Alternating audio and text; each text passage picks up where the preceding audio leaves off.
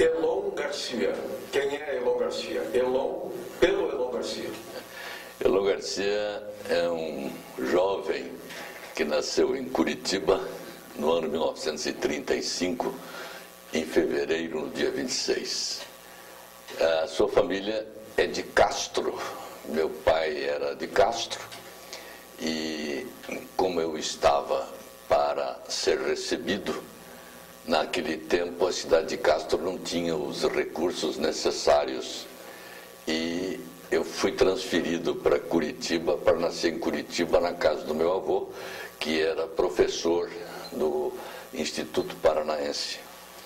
E meu pai, naquele período de espera, resolveu arrumar um emprego e acabou trabalhando nesse emprego durante 35 anos. E eu nasci em Curitiba e só ia para a terra dos meus familiares no período de férias. Fiquei completamente radicado a Curitiba por ter nascido em Curitiba. A minha infância foi também nos colégios de Curitiba. Eu estudei primeiro no Grupo Escolar Xavier da Silva, que ficava próximo à minha casa, e depois na Escola Americana e no Colégio Belmiro César. Esta foi a minha infância e juventude. Como é que iniciou a sua vida profissional, Elon Garcia? Pois eu, desde menino, gostava muito de ouvir rádio. E meu pai também deveria gostar muito de ouvir rádio, porque desde que eu nasci sempre tinha um rádio próximo, renovado, de acordo com os lançamentos que eram feitos. E eu tinha visto uma oportunidade, o estúdio da PRB2, que era um semi-auditório. Era um vidro e as pessoas sentavam num auditório para ouvir os locutores trabalhando num estúdio do qual o som estava separado. E lá eu assisti o Rui Gil, assisti o Wilson Martins, e assisti Lores de Souza, assisti Arthur de Souza, e brincava de locutor de rádio com aquela famosa caixinha de fósforo, né? Falando como se fosse locutor e até cantando os jingles, poucos da época. E aquilo foi somando na minha vida. Na minha igreja eu sempre era convidado para ser o apresentador dos programas da igreja. Aí no Colégio Belmiro César eu era sempre convocado para ser o apresentador dos programas de auditório. E, inclusive, no Grêmio eu tive função específica e sempre como apresentador. De repente, a Rádio Guairacá fez uma chamada pelo rádio para contratar um locutor. E eu ouvi aquela chamada, pois era ouvinte de rádio mesmo, e fui lá na portaria da rádio para fazer a inscrição. Eu ainda não tinha completado os 18 anos. E solicitaram que estava tudo bem, eu poderia participar, mas precisaria uma autorização do meu pai, que foi lá prontamente para autorizar. E eu fui ao teste, eram 66 concorrentes. Dentre eles, muitos já profissionais e acadêmicos, pessoas já bem mais formadas que eu. Aí fizemos o primeiro teste, que foi numa quinta-feira, e eles deixaram 15 dos 66. Era o primeiro teste, o teste de voz. E aí o José Vanderlei Dias, que era o presidente da banca, leu os nomes dos que estavam para a próxima rodada, o próximo exame, que seria no sábado seguinte. Dentre os nomes estava o meu. Aí ele disse que seria sábado de manhã, às 10 horas. E eu sou adventista do sétimo dia, o nosso dia de ir à igreja é no sábado. Daí eu voltei ao Vanderlei e disse: olha, doutor Vanderlei, eu infelizmente não tenho condições de continuar o teste, porque sábado de manhã eu vou à igreja então o senhor pode colocar um outro nome.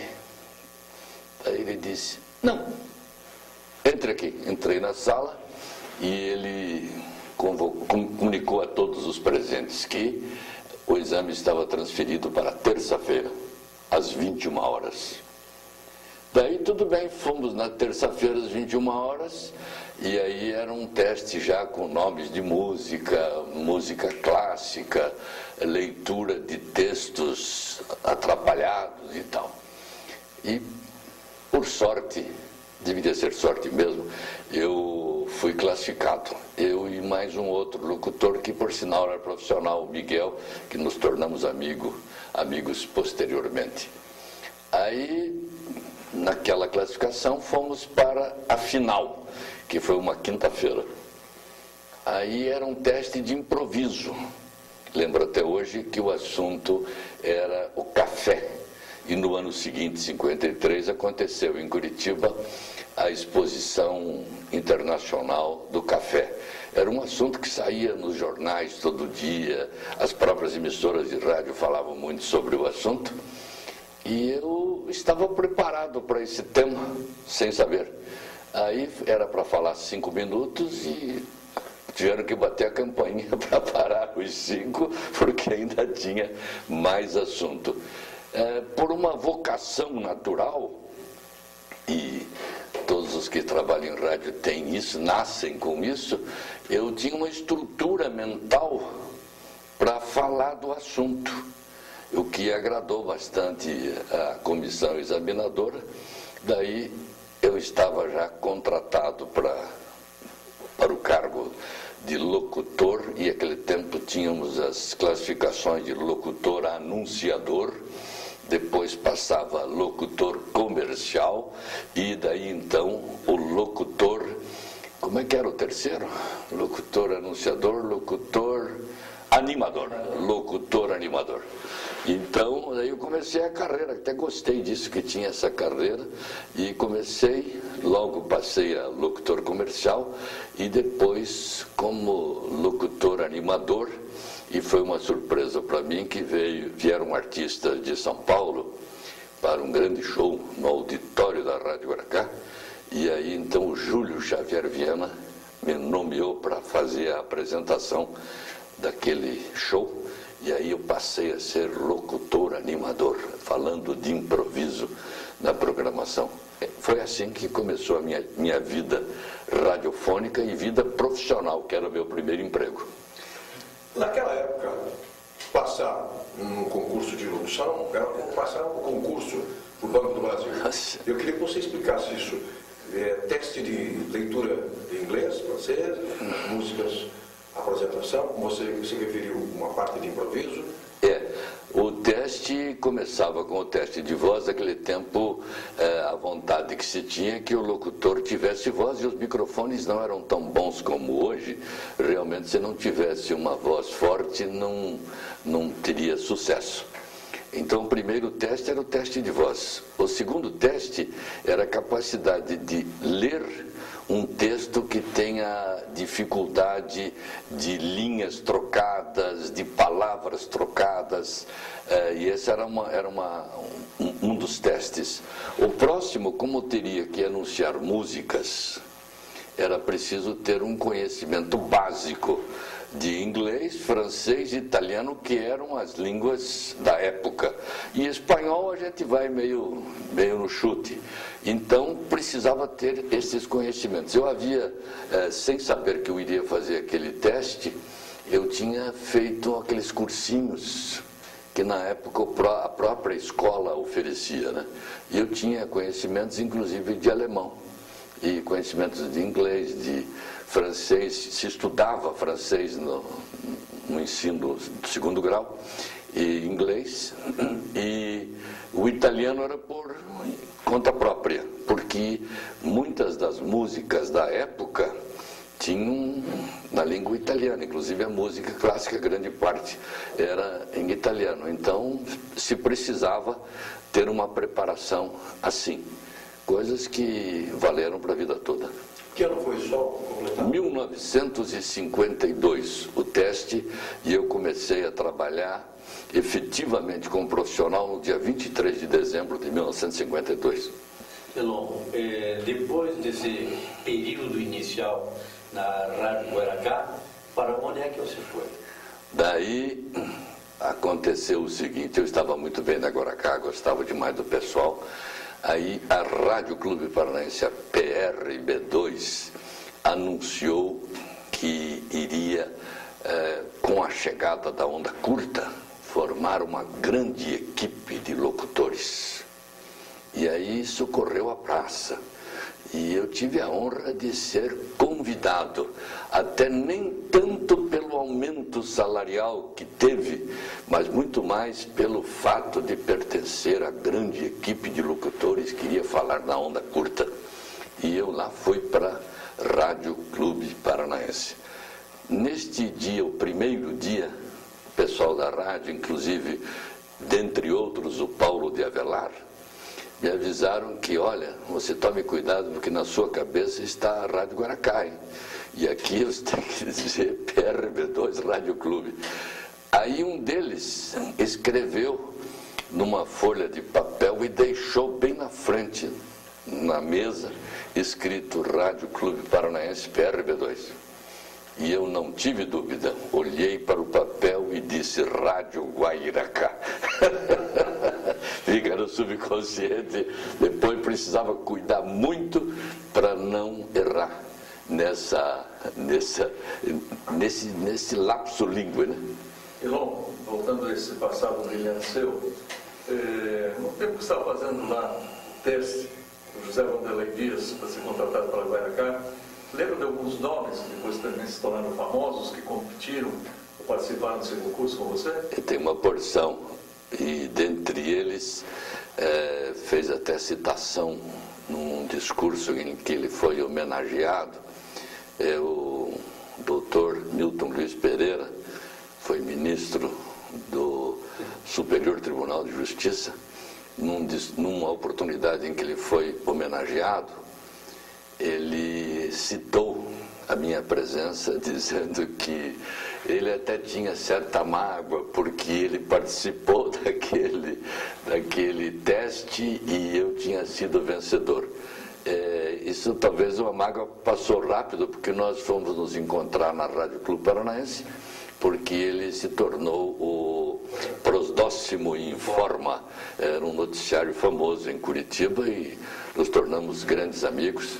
Ele, inclusive, toda a sua carreira como juiz federal, prefeito em Campo Mourão, depois no Superior Tribunal de Justiça, sempre foi um amigo sincero e também foi companheiro no Rotary Club, no mesmo que eu pertenço, que é o Rotary Club Curitiba Leste. Ele participava do Prosdóximo Informa às 8, 9, 10, 12, 14, 16, 55, 21 e 23 horas. Exatamente, ao vivo. Não, aquele tempo era possível preferindo Prosdóximo. Não, e aquele tempo não usava-se como hoje a gravação, né? A maioria da programação, a maioria dos programas, diria, eram feitos ao vivo. Inclusive os noticiários eram todos ao vivo. Eu tinha um noticiário na Rádio Guaracá que entrava às 16 horas, iniciava o meu período como locutor às 16 horas, iniciava com o noticiário. E a locutora que antecedia era Maria Helena, e naquele tempo não se aceitava que o noticiário fosse feito com voz feminina. Então, se eu atrasava 1 minuto, 2, a Maria Helena ficava esperando para que eu chegasse para ir e dava o noticiário. Um detalhe muito pessoal, a sua primeira grande fã foi a Marlene Isca? Não foi, que foi depois.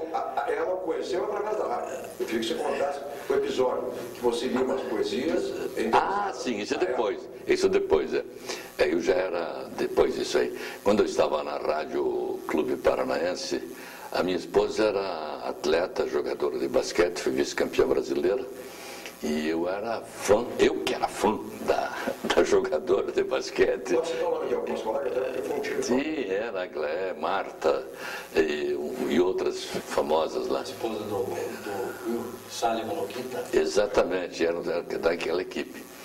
Aí a Marli, ela sempre, depois disso, tornou-se ouvinte da rádio e tal, e nós ficamos noivos. No período que eu era noivo, o Sabag era pianista da rádio, e o Rocco tocava contrabaixo, o Morgan tocava o saxofone, o Walter Branco tocava violão e guitarra, e tinha um conjunto musical. Daí, numa desses momentos ali no Bar do Ábido, que era na Rua Barão do Rio Branco ao lado, resolveu-se, por conta própria, realizar um programa. E eu fui escolhido para montar as glosas do programa, organizar o programa. Daí eu preparava o programa, todo ele romântico, dirigido à minha namorada e noiva, aí passava para o Sabag, e ele fazia a sequência musical, fazia os ensaios, e o programa era ao vivo. Um programa romântico, assim, com músicas da época. Diga-se que as músicas que eram apresentadas eram músicas de sucesso e com arranjos próprios feitos, os arranjos eram feitos por eles. Você teve um destaque muito grande também na Clube Paranaense, quando você interpretava as crônicas do Vanderlei Dias, à vista de um ponto. E de lá, e da PRB2, fiquei um tempo sem fazê-la, sem apresentar, e fomos para a Rádio Colombo. Quando o Arthur de Souza transferiu-se para a Rádio Colombo, lembrou do meu nome, eu já estava lidando com publicidade, já tinha agência. Mas bem adiante. Depois, bem depois. Aí ele me convidou para voltar, para participar do programa dele, para ser o segundo do programa. Ele viajava, eu ficava apresentando o programa, e no dia que ele estava presente, dividíamos as notícias e ele comentava. Daí o Vanderlei Dias, que já estava escrevendo, disse: não, agora você passa a ler efetivamente as crônicas. E eu li durante, somando os dois períodos, li durante 20 anos, todos os dias, as crônicas do José Vanderlei Dias. E os seus livros, ele me deu a honra de ter dedicatório em todos os seus livros, e num deles ele diz que Elon Garcia é a minha voz, porque eu interpretava, de acordo com ele queria, os textos que ele escrevia com tanta ênfase, com tanta sabedoria, porque o Vanderlei Dias era um jornalista espetacular, com muito sentimento, e ele sabia escrever, usar bem as palavras. E quem sabe eu sabia interpretar como ele queria.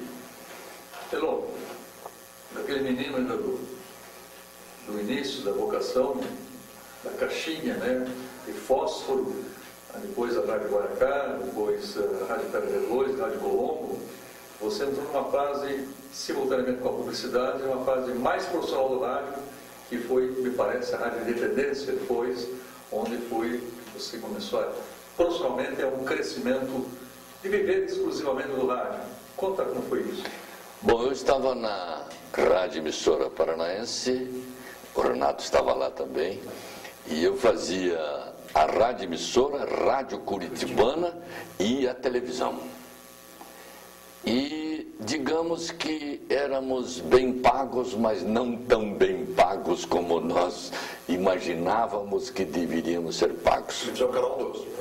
Era o Canal 12, era o único da época, É bom também salientar que foi na fundação da TV Paranaense que você foi uma pessoa também que conduziu a cerimônia de abertura. Sim, eu já estava lá naquele período experimental, eu já estava participando, né? Mas a Independência foi depois? A Independência foi depois. Então, só para ele documentar, há uma foto da inauguração da TV Paranaense, Canal 12, no dia da solenidade, em que foi cortada a fita simbólica, o Colombino Graciano, do PSD, deputado, foi representando o Moisés Lupion, o Atassara Borba Carneiro, o Dom Manuel da Silveira Delbu, então arcebispo metropolitano de Curitiba, o reitor Flávio, e o Elão Garcia com o microfone na mão. Essa é uma foto histórica, é a primeira foto da inauguração. Agora é muito rosto da televisão.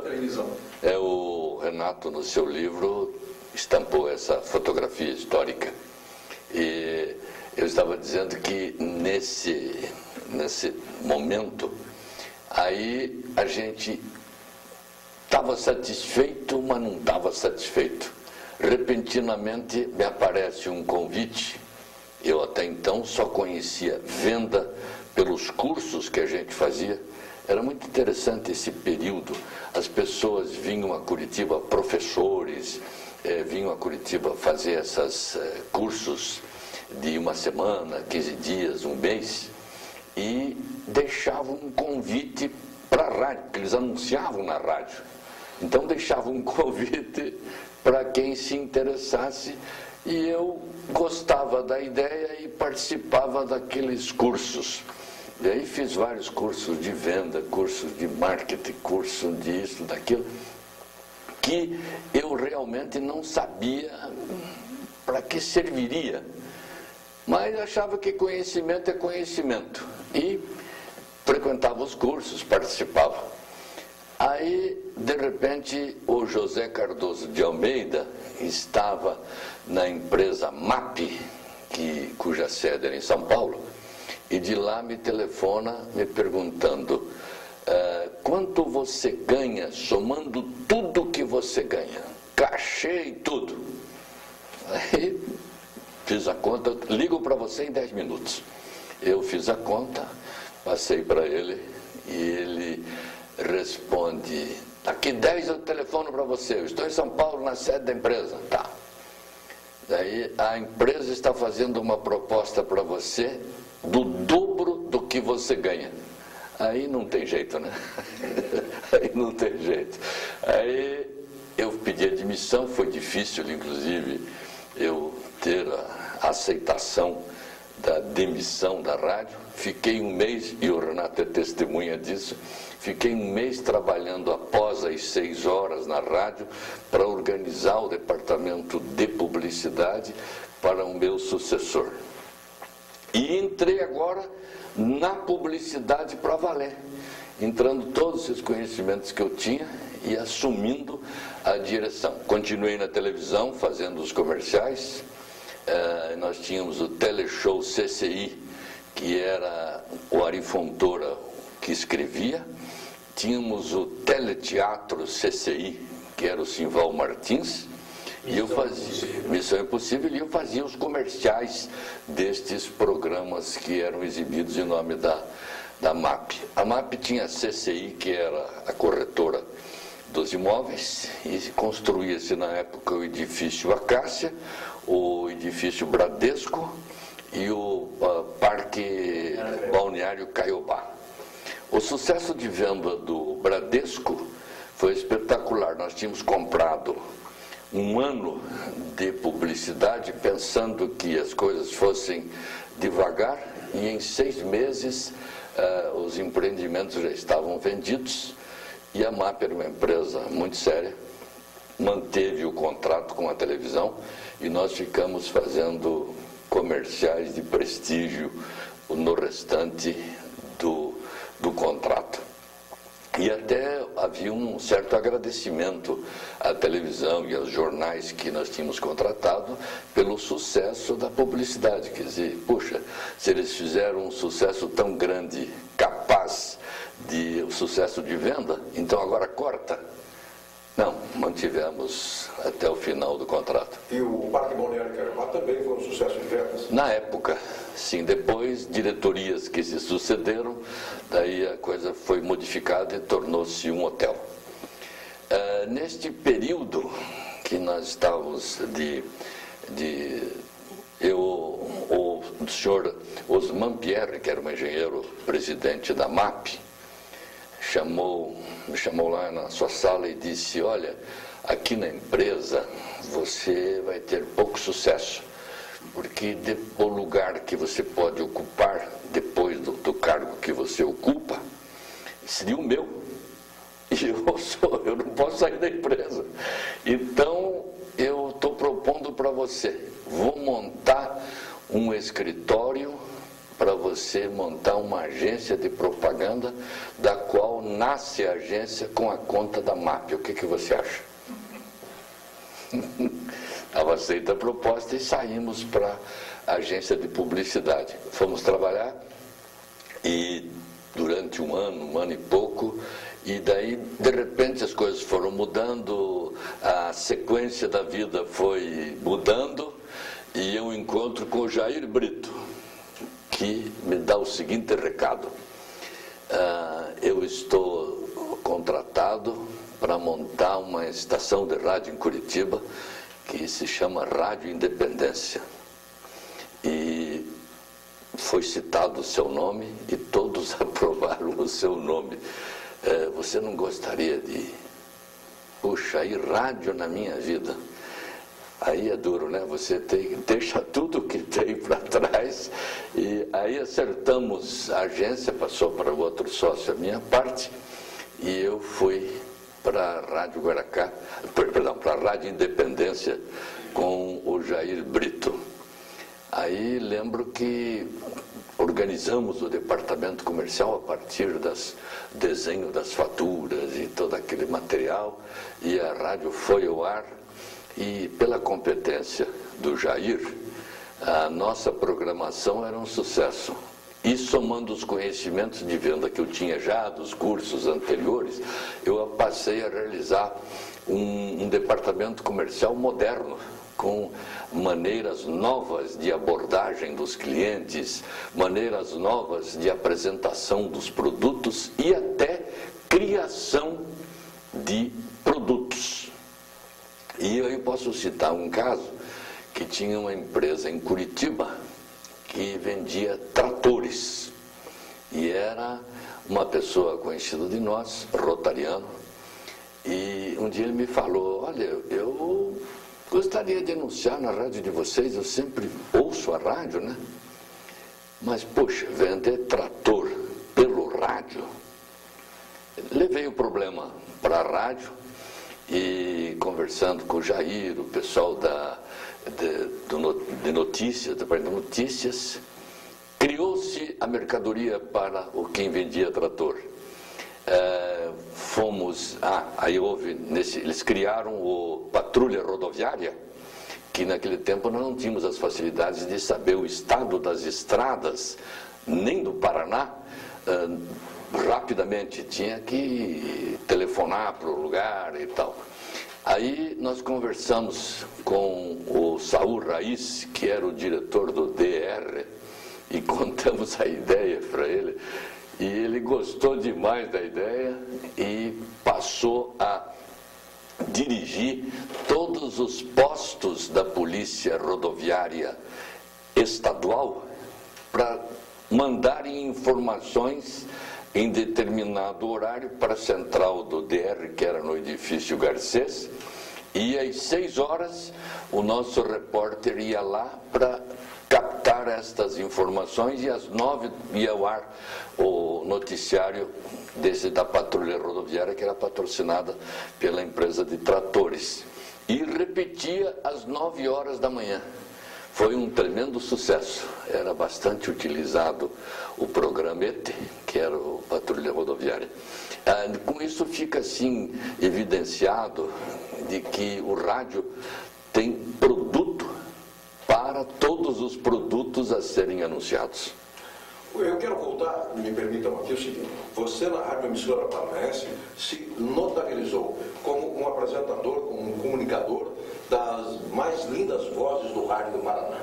E a sua facilidade de comunicação o fez apresentar diversos episódios. Então eu lembro algum deles. Você transmitiu corrida ciclística. Você transmitiu corrida automobilística em Curitiba.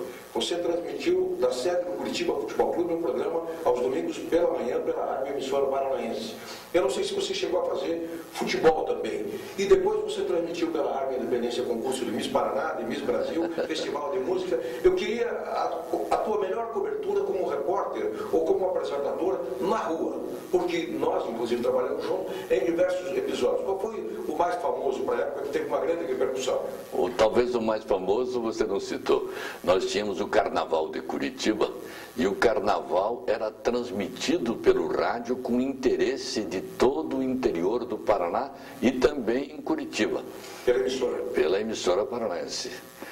O Ornato estava lá, ele que arrumava o cabeamento com a telefônica para a gente fazer. Então instalava-se 3 ou 4 pontos de transmissão na Rua 15 e cabia a mim ficar na Avenida João Pessoa, que era o ponto maior, mais largo, onde acontecia a parte mais importante do Carnaval.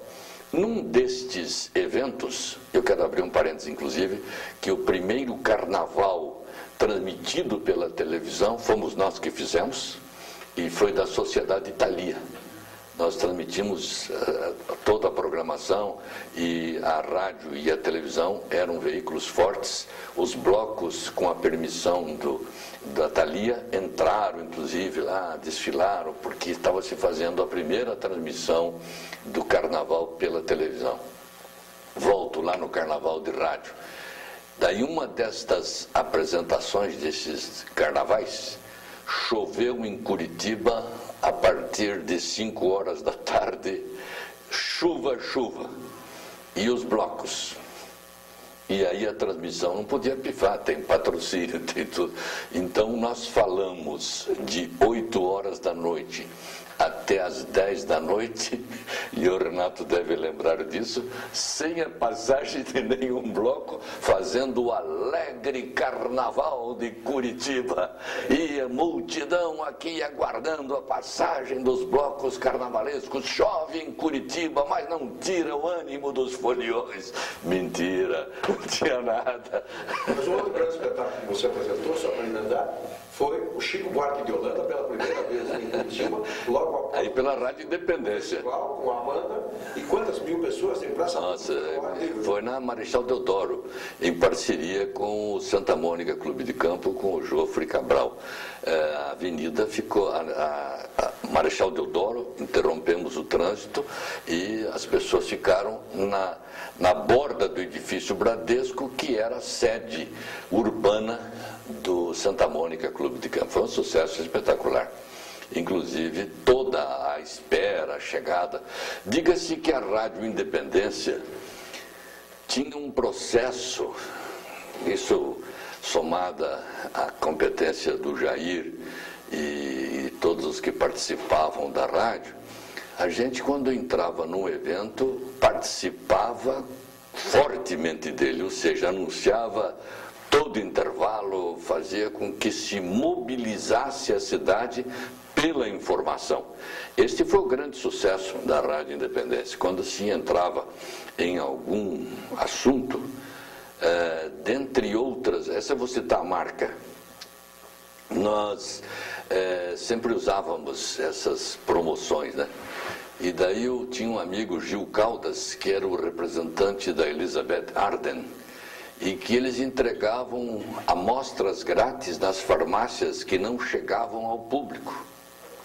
Daí um dia nós almoçamos juntos e eu disse, olha, eu aceito fazer uma promoção com você, da Elizabeth Arden, só que você precisa me dar 10 mil vidros ou embalagens do seu produto. E aí resolvemos fazer isso e fizemos fila na Praça Osório, tinha que responder uma pergunta e participar. A fila para entregar o produto. Aí a Elizabeth Arden passou a ser anunciante da Rádio Independência. Houve uma sessão de cinema perfumada? Também. Houve uma sessão de cinema perfumado e o próprio Gil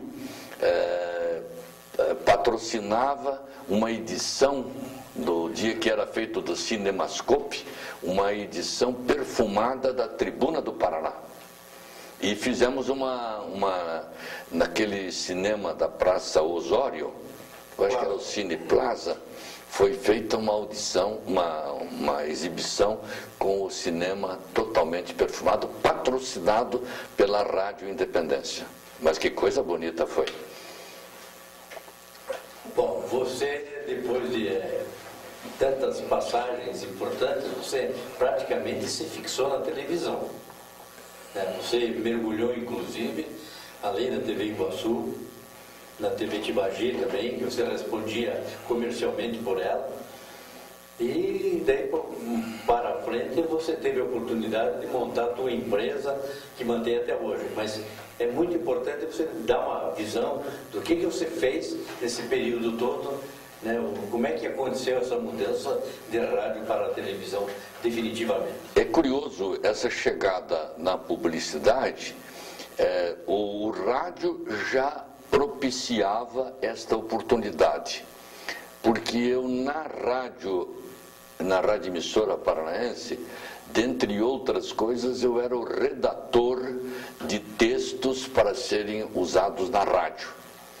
Então eu já tinha assim uma formação publicitária da força do rádio. Alguns anunciantes da rádio que precisavam, olha, já que você fez aqui o da rádio, me faça aí um textinho aí para eu colocar no jornal. E já nascia o anúncio do jornal.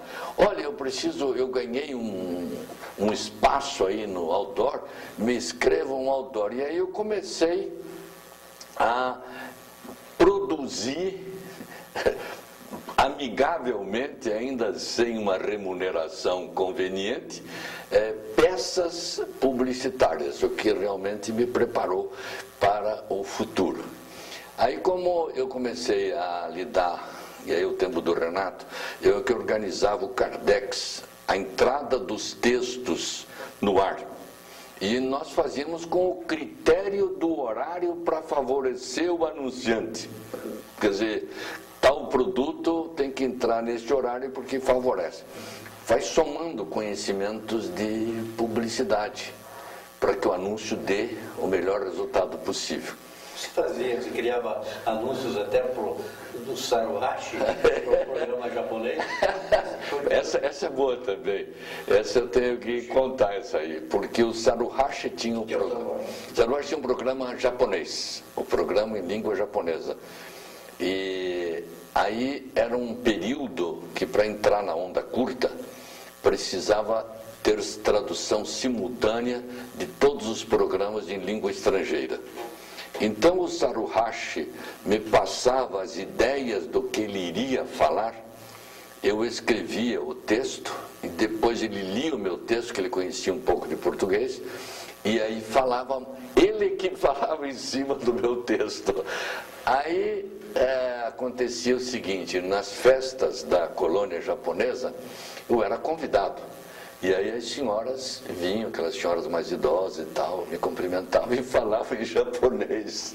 E eu não sabia nada. E aí elas não entendiam. Como é que esse moço traduz direto no rádio? Eu falo com ele não responde. Que era o uso do rádio. E tinha também na época o programa em língua alemã. Carlos Achtung. É isso mesmo, Achtung. Que então a gente participava, foi um período bem interessante da vida do rádio, na onda curta. Elon, você estava na televisão ainda, né? Você fez rádio, televisão, agora você está falando em rádio recentemente, né?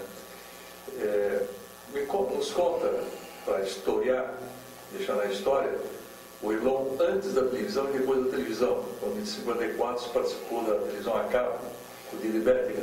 Sim. O teu testemunho a respeito. Bom, aí foi o seguinte, eu estava na Rádio Emissora Paranaense e fomos dar continuidade àquele trabalho iniciado, que era primeiramente lá no auditório do Interamericano, e ficava a televisão na vitrina das casas Tarobá, lojas Tarobá.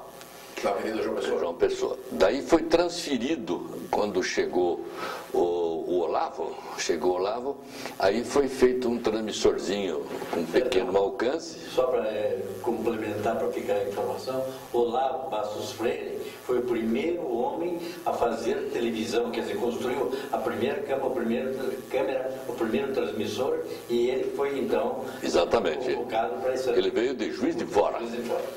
E aí então fazíamos uma programação no auditório da Rádio Emissora Paranaense. Era um pequeno auditório na Rádio Emissora Paranaense que não tinha programas permanentes. Eram eventos que se realizavam naquele auditório. Daí nós passamos a usar para as transmissões da televisão, que era Canal 5 com o som da Rádio Curitibana. Aí eu participei a atuar diretamente. Quer dizer, eu que fazia o noticiário, eu que fazia a programação, convidava os artistas que participavam do programa que o Gilberto falou, lá na sede do Curitiba Futebol Clube. Eles vinham daí dar uma canja no programa de televisão que começava às 7 horas da noite e ia até 11 da noite, no máximo meia-noite. Esse período aí foi um período áureo para a gente, né, que se somava. Mas eu quero falar sobre o Prozinha da Fortuna, que você citou no Curitiba. O Arion Cornelsen era o presidente do Curitiba e estava empenhado na construção do anel do grande estádio, que na época era o Belfort Duarte, depois transformou-se em Antônio Couto Pereira, e precisava de um apoio para a construção daquilo. Aí ele inventou, que é os primórdios da loteria esportiva, ele inventou um teste esportivo, que era um teste esportivo com 13 jogos que a pessoa preenchia, e o custo disso aí era o ingresso para assistir o show. Com isto, a Receita Federal aprovou aquele plano. Então, tínhamos 350 lugares e vendíamos 5.000 ingressos, né, para o uso do jogo, né, daquele jogo. E aí os artistas que participavam do Prozinha da Fortuna, que era o nome do programa que tinha o ingresso com a possibilidade do jogo, e se fazia o rateio, e todos os que participavam da administração disso, todos voluntários, todos curitibanos interessados em ajudar o time, aí essas pessoas, esses artistas, também participavam do programa de televisão, daí graciosamente para apoiar a televisão que estava nascendo. Elon, com a sua voz, com o seu talento, com o seu sucesso, você foi assediado para sair de Curitiba e você resistiu. Eu queria que você falasse dessas propostas. É curioso o pessoal de São Paulo, Rio, ficava de olho. É curioso que a proposta mais séria realmente que eu recebi de São Paulo foi para transmitir ciclismo, que nós estávamos na Rádio Emissora Paranaense. E eu já na PRB2 eu fazia um programa, o Esporte do Pedal, patrocinado por Hermes Macedo, Sociedade Anônima. Daí nós fomos para a Emissora Paranaense, e daí o Conrado, que era o representante da Lumière ou da Valizer, uma dessas empresas, ele era radioamador e estudioso de rádio. Aí ele construiu um sistema de transmissão, o VHF, em onda, na VHF. E um dia propôs para a gente experimentar numa corrida de bicicleta.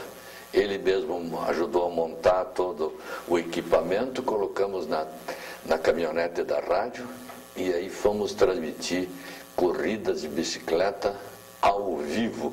Todas as manhãs de domingo que tinham as corridas, a gente transmitia direto, acompanhando todo o desenrolar da corrida de bicicleta. 50 e por aí. 55, acho. Quando você corria também de bicicleta? Antes, Aí saiu corria de bicicleta e um dia o Garibaldo Moio, eu corria pelo Liceu, o Garibaldo Moio disse para mim: olha, você como atleta é um cara simpático, você se esforça, até anda bem, hein? Mas eu acho que você podia contribuir para o ciclismo falando de ciclismo, que você é muito melhor falando do que correndo. Aí fui fazer o Esporte do Pedal e ele era diretor de propaganda do Hermes Macedo, já o Hermes Macedo passou a patrocinar o programa e depois a transmitir as corridas também pelo rádio. Aí surgiu o convite? Bom, aí é o seguinte, daí as emissoras de São Paulo, que transmitiam o ciclismo forte, e o ciclismo maior ainda era em São Paulo, as equipes profissionais, eles transmitiam uma prova que se chamava 9 de Julho, extraordinária, e aí houve interesse de ter um cara, porque quem transmitia as corridas de bicicleta, os locutores, eram narradores de futebol, que transmitiam o ciclismo como se fosse futebol. Não tinha ainda o especializado. E eu era o especializado, porque eu tinha vindo da prática do ciclismo e conhecia tudo, e eu não perdia tempo, eu sempre estava lendo as revistas de fora do Brasil, uma delas era o Tour de France, todos os detalhes, li o Giro de Itália, que era uma revista sobre ciclismo, então estava bastante atualizado na técnica de ciclismo. Aí eu fui convidado. Aí era um convite efetivo para que eu fosse a São Paulo para transmitir corridas de bicicleta. Não deu certo, as corridas coincidiam com o sábado, eu ainda continuo até hoje guardando o sábado, então não aceitei, foi essa a razão, mas senão eu teria ido transmitir corrida de bicicleta. Tão importante o ciclismo em São Paulo, o Blota Júnior era diretor da Caloi, diretor de propaganda da Caloi. Depois, posteriormente, exatamente. Elon, você foi um pioneiro e ficou uma característica sua, e foi uma metodologia e um marketing que você aplicou nas suas propagandas. Geladeira, R$5 de entrada. Geladeira, R$5 de entrada. Isabel, geladeira, R$5. De fazer a repetição, de fazer a lavagem cerebral. Isso em um comercial de 30 segundos ou de 1 minuto, você repetia tantas vezes quanto possível o nome do anunciante e a oferta. O nome do anunciante. Você trabalhou com isso como um modelo seu. E tem mais um detalhe que acrescenta isso aí. Normalmente os produtos nas lojas, e até hoje a maioria assim trabalha, da marca da empresa que fabrica. E aí o cliente, vou dar uma instrução publicitária, o cliente chega na loja, digamos que a esposa vai ver um produto, vê um sofá. Ela gostou daquele sofá e tal, bacana, e vai para casa e encontra para o marido que viu que é bonito, que o sofá está na porta da loja, assim, tal, mas não tem referência. A referência normalmente é numérica. Aí o cidadão vem na loja para ver o produto e comprar. Aí não acha, porque... Então, daí que surgiu o nome para cada produto. Nós nominávamos cada produto. Então a pessoa chegava, esse aqui é o... é um deles, já fizemos toda a linha da Dirce Reis, que você se lembrou. E perguntavam a você quem era a Dirce Reis? Perguntavam. Era um nome para criar o produto. Mas o que deu mesmo foi sucesso, foi a Leleca, que era um sofá-cama, que tinha esse nome, e esse nome tomou conta, e até hoje ainda pessoas se lembram de Isabel e citam da Leleca. E foi um sucesso de venda porque... Não, isso surgiu da necessidade de criar um nome, e de acordo com o produto, a gente criava um nome.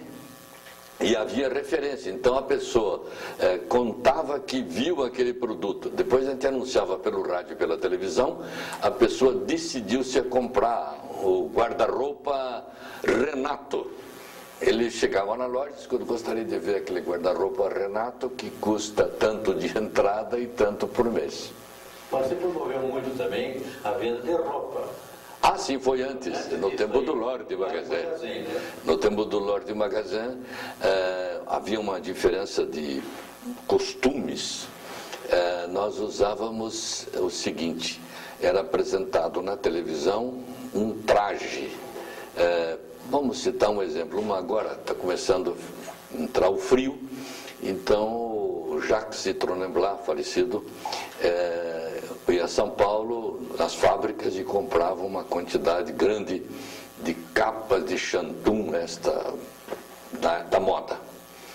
Em seguida nós anunciávamos na televisão aquela capa por tanto de entrada e tantas prestações. Aí eu e o Bira vestíamos a capa, mostrávamos assim como cai bem. E aí... Um garoto, só para colocar uma adendo, né? Para começar, um garoto de propaganda... Era o Bira, Lembra o nome dele completo? Não me lembro. Aí, o que acontecia? No dia seguinte, fazia fila para comprar a tal capa, gente experimentando todos os provadores, comprando aquele tipo de produto anunciado na noite anterior na televisão. Hoje se tem a ideia de que esse tipo de publicidade não funciona porque as pessoas querem comprar roupas exclusivas. Não sei se é verdade, mas permanece essa ideia de que essa roupa assim, igual, não tem mais sucesso. Outra campanha vitoriosa foi um beija-flor de entrada? Um beija-flor de entrada foi uma campanha até copiada em outros estados, né? Criou que todo mundo vendia sem entrada e nós entramos com um beija-flor de entrada, que era R$1, e que foi um sucesso, né? Marcou muito para a Dizapel. Diga-se também que o slogan da Dizapel tornou-se uma referência nacional, que numa época em que cada loja era a mais barateira, a mais não sei o quê, a mais, todo mundo era mais, né? Mas mais com um compromisso. Mais barateira, você tem que garantir que realmente você vende mais barato. Mas uma loja de varejo não consegue vender tudo mais barato. Tem produto que não consegue. Então era um compromisso assumido que não dava, né? Então nós apresentamos à diretoria com uma justificativa por escrito de que nós seríamos a mais simpática, que é muito difícil avaliar, comprovar se é o mais simpática. E eu tive a alegria, depois uma empresa inglesa que estava montando o esquema de informática da Dizapel, fez uma pesquisa junto aos funcionários e no seu laudo, eu até guardo esse documento, colocou que essa informação, esse slogan, influenciava no comportamento dos funcionários, principalmente os da área de atendimento.